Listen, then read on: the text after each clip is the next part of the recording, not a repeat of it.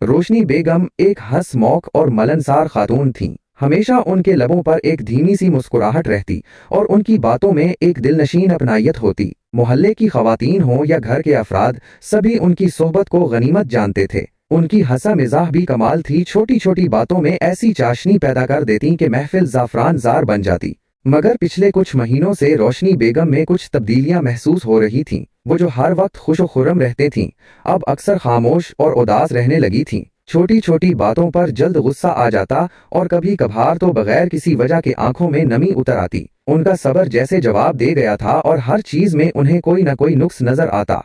एक दिन उनकी बहन नसरीन उनसे मिलने आए। रोशनी बेगम को गुमसिम देखकर नसरीन ने वजह पूछी। पहले तो रोशनी बेगम टाल मटोल करती रहें, लेकिन जब नसरीन ने इसरार किया तो वो आबदीदा हो गईं।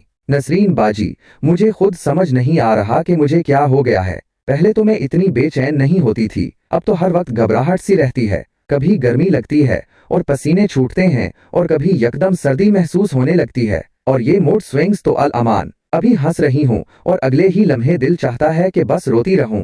नसरीन, जो खुद भी इन मराहिल से गुजर चुकी थी, ने प्यार से उनका हाथ थामा और कहा, रोशनी घबराओ नहीं, ये सब पेरीमेनोपाज की वजह से हो रहा है। ये उम्र का वो हिस्सा है जब जिस्म में हार्मोन्स की तब्दीली आती है और उसकी वजह से मिजाज में भी उतार चढ़ाव आता है। रोशनी बेगम ने हैरत से पूछा, क्या ये वाकई सिर्फ हार्मोन्स की वजह से है? मुझे तो लग रहा था कि शायद मैं ही कोई बोरी इंसान बन गई हूँ जो हर वक्त उलझी रहती हूँ। नसरीन ने मुस्कुराकर कहा, हरगिज नहीं मेरी प्यारी बहन, ये एक कुदरती अमल है और बहुत सी खवातीन इससे गुजरती हैं। तुम्हें सिर्फ अपने जिस्म का ख्याल रखने की जरूरत है। डॉक्टर से मशवरा करो, वो तुम्हें कुछ ऐसी तदाबीर बताएंगी जिनसे ये अलामात कम हो सकती हैं। और सबसे अहम बात यह है कि तुम्हें ये याद रखना है कि तुम अब भी वही प्यारी और हंसमुख रोशनी हो। ये आर्जी तब्दीलियां तुम्हारी असल शख्सियत को नहीं बदल सकती। नसरीन की बातों से रोशनी बेगम को कुछ हौसला मिला। उन्हें ये जानकर इत्मीनान हुआ कि वो अकेली नहीं है और ये सब उनके जिस्म में होने वाली तब्दीलियों का नतीजा है। उन्होंने फैसला किया कि वो जरूर डॉक्टर से मिलेंगी और अपनी सेहत का ख्याल रखेंगी।